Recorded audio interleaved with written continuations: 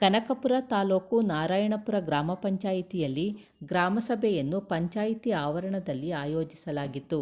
PDO TD Mahantesh ಮಾತನಾಡಿ, ಈಗಾಗಲೇ ನರೇಗಾ ಯೋಜನೆಯನ್ನು ಸದ್ಬಳಕೆ ಮಾಡಿಕೊಳ್ಳಲು 2025-26ನೇ ಸಾಲಿಗೆ ವಾರ್ಡ್ ಸಭೆಗಳನ್ನು ನಡೆಸಲಾಗಿದೆ.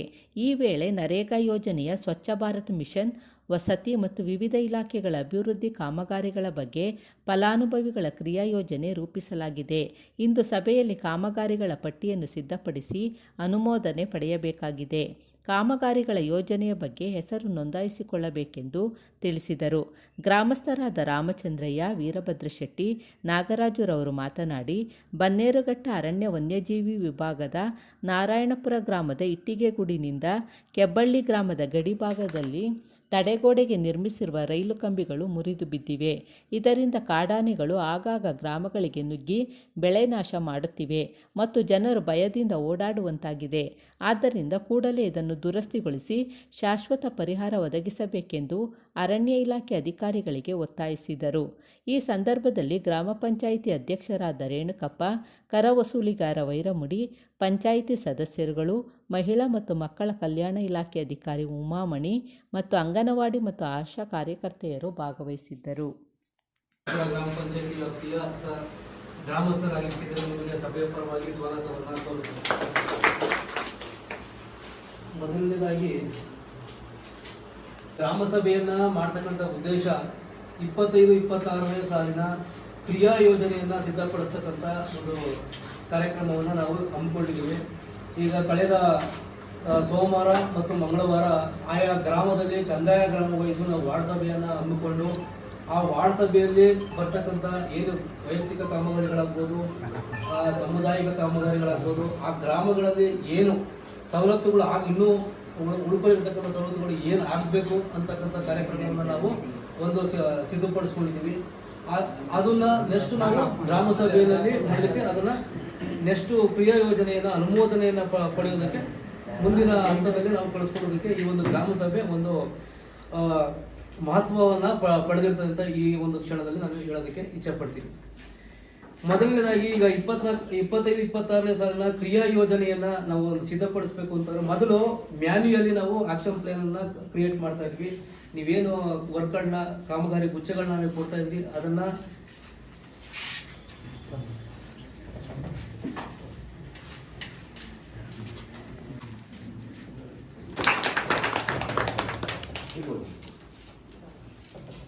ಆ 25-26ನೇ ಸಾಲಿನ ಕ್ರಿಯಾ ಯೋಜನೆಯನ್ನ ನಾವು ಸಿದ್ಧಪಡಿಸಬೇಕು ಅಂತಂದ್ರೆ ನೀವು ಮೊದಲನೇದಾಗಿ ಫಸ್ಟ್ ನೀವು ಎಲ್ಲ ಏನೇನು ವೈಯಕ್ತಿಕ ಕಾಮಗಾರಿಗಳನ್ನ ನರೇಗಾ ಯೋಜನೆಯಡಿ ನೀವು ಕೈಗೊಳ್ತೀರ ಅದನ್ನ ಪಟ್ಟಿ ಮಾಡಿ ನಮಗೆ ಕೊಡಬೇಕಾಗತ್ತೆ.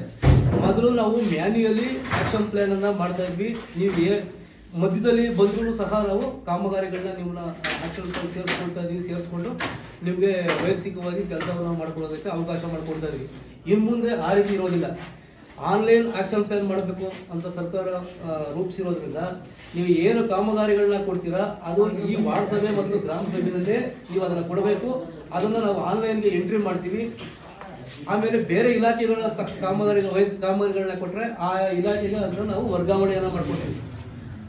ಗ್ರಾಮ ಪಂಚಾಯತಿ ಮಟ್ಟದಲ್ಲಿ ಆಗುವಂಥ ಕೆಲಸನ ಗ್ರಾಮ ಪಂಚಾಯತಿಗಳಲ್ಲಿ ಮಾಡ್ತೀವಿ. ಅದರ್ ಇಲಾಖೆಗಳಲ್ಲಿ ಕೆಲಸವನ್ನ ಮಾಡ್ತಕ್ಕಂಥವ್ರನ್ನ ನಾವು ಅದರ್ ಇಲಾಖೆಗಳಿಗೆ ನಾವು ಕಳಿಸ್ಕೊಡ್ತಕ್ಕಂಥ ಕೆಲಸವನ್ನ ಮಾಡ್ತೀವಿ. ಆಮೇಲೆ ನಮ್ಮ ಗ್ರಾಮ ಪಂಚಾಯತಿ ಮಟ್ಟ ಆಗ್ಬೋದು, ಇಲಾಖಾ ಮಟ್ಟದಲ್ಲಿ ಆಗದ ಕೆಲಸಗಳು ಏನಾದ್ರು ಇದ್ರೆ ಅದನ್ನ ಇಒ ಮುಖಾಂತರ ಅಥವಾ ಸರ್ಕಾರಕ್ಕೆ ಕಳಿಸ್ತಕ್ಕಂಥ ಕೆಲಸವನ್ನ ನಾವು ಮಾಡ್ತೀವಿ. ತಾಲೂಕ್ ಪಂಚಾಯತಿ ಮಾಡುವಂಥ ಕೆಲಸಗಳನ್ನು ತಾಲೂಕ್ ಪಂಚಾಯತಿಗೆ ರವಾನೆ ಮಾಡ್ಬೋದು. ಜಿಲ್ಲಾ ಪಂಚಾಯತಿಗೆ ಹಂತದಲ್ಲಿ ಕೆಲಸ ಮಾಡೋದು ಕೇಳ್ಕೊಳ್ತಾ ಇದ್ದೀವಿ.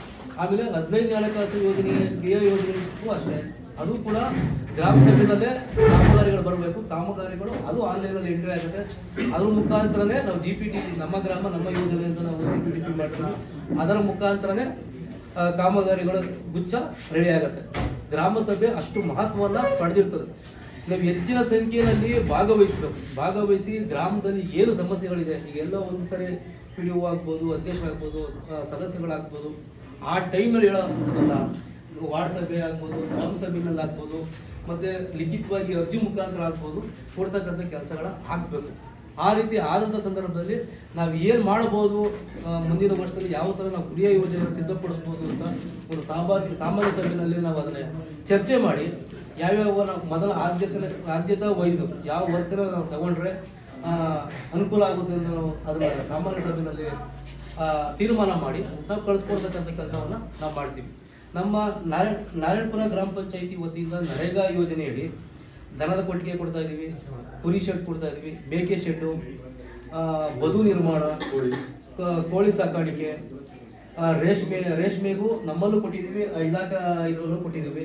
ಈ ಒಂದು 2 ವರ್ಷದಿಂದ ನಾವು ರೇಷ್ಮೆ ಗ್ರಾಮ ಪಂಚಾಯಿತಿಗೂ ಯಾವುದು ಕೊಡ್ತಾ ಇದ್ದೀವಿ. ಆಯಾ ಇಲಾಖೆನಲ್ಲೇ ರೇಷ್ಮೆ ಆಗ್ಬೋದು, ತೋಟಗಾರಿಕೆ ಅಭಿವೃದ್ಧಿ ಕಾರ್ಯಕ್ರಮಗಳಾಗ್ಬೋದು, ಆಯಾ ಇಲಾಖೆನಲ್ಲೇ ಕೊಡ್ತಾ ಇದ್ದಾರೆ.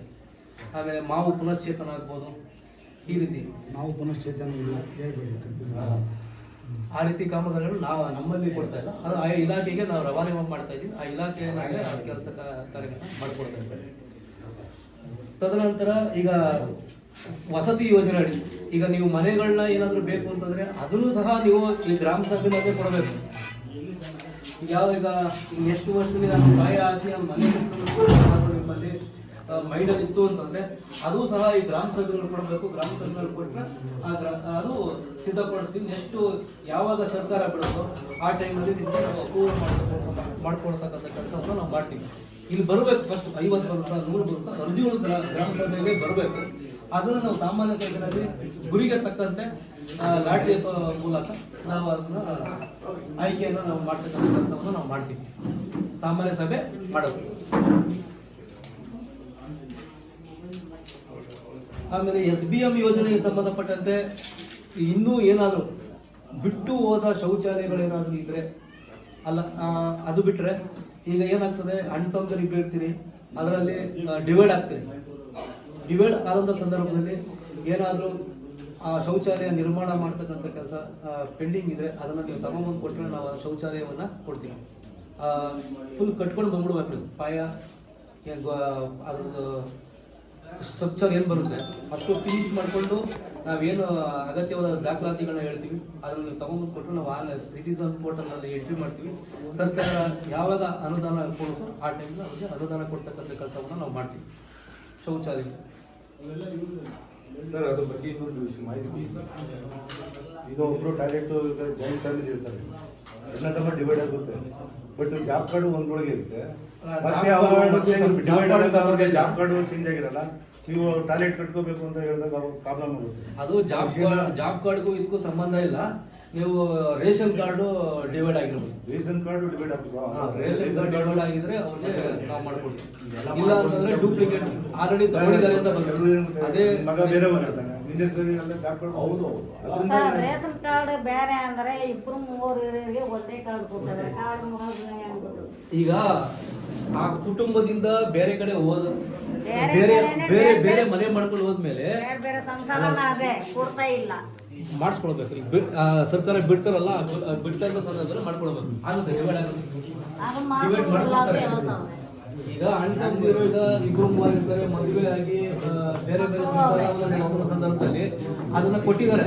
ಎಲ್ಲ 1 or 2 ಕೇಸಸ್ ಇರ್ತವೆ, ಅವ್ರು ಮಾಡಿಸ್ಕೊಂಡಿರಲ್ಲ. ಪರಿಸ್ಥಿತಿಲಿ ಕ್ಲೋಸ್ ಮಾಡಿರ್ಬೋದು ಅಷ್ಟೇ. ಮತ್ತೆ ಓಪನ್ ಮಾಡ್ತಾರೆ, ಓಪನ್ ಮಾಡೋದಂತ ಸಂದರ್ಭದಲ್ಲಿ ನೀವು ಮಾಡ್ಕೊಡ್ತಾರೆ.